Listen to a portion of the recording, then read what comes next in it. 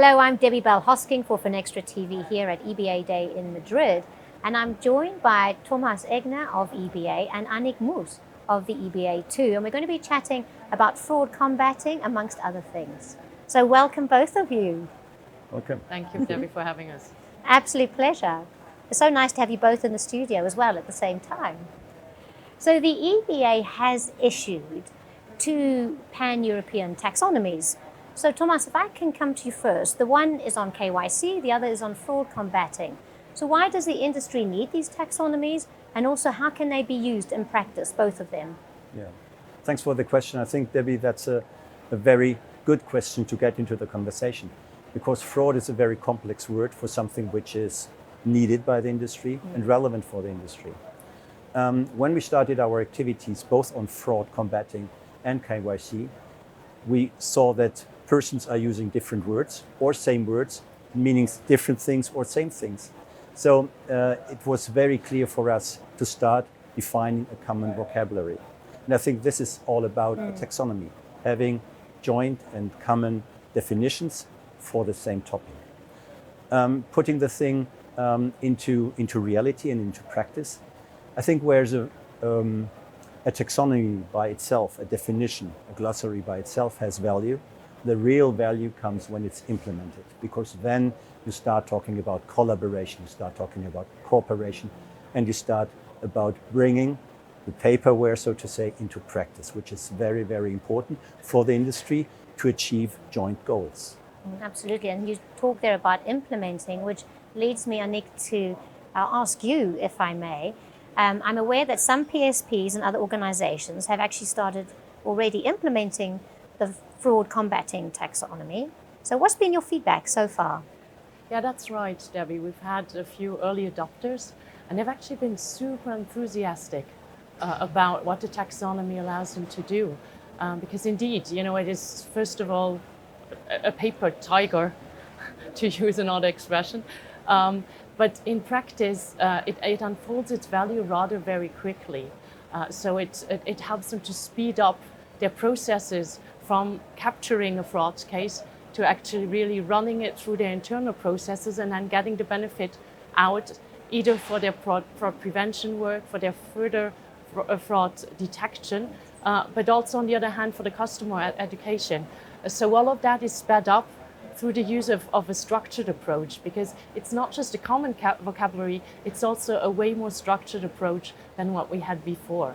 And so they have actually been really, really positive in their feedback, and are now at some point in time they're also ready to take it to the next level when the regulation is in place to do that, which means collaborating on fraud combating at a pan-European level.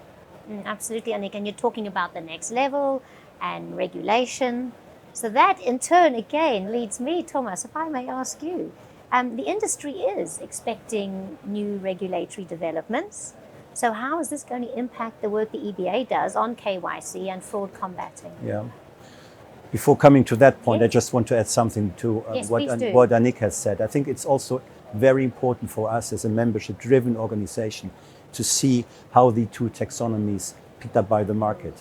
On the fraud, you have just described it, and we see different use cases, we see different scenarios by banks, how the fraud taxonomy is used.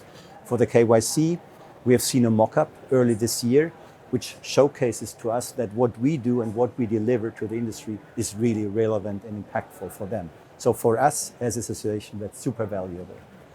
On your question about regulation, I think there's a bit of a difference, and Annick, I don't know if you can confirm this, between the fraud and the KYC taxonomy. KYC is more or less directly connected to regulations, and we're adapting this, of course, with the upcoming regulations. For fraud, personally I don't know how you see it, I see a market evolution and a market development. And we see banks coming in, checking the fraud taxonomy and helping us, and also helping the other banks by providing additional input, which has, by the way, nothing to do with regulation. It's pure market input.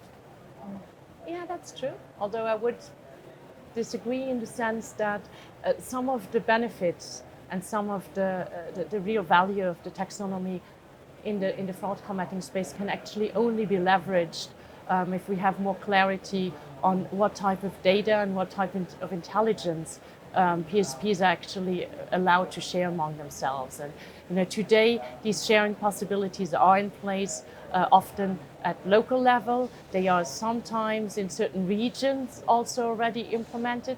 But you don't have anything that works at a pan-European level because there's too much fragmentation in the regulation.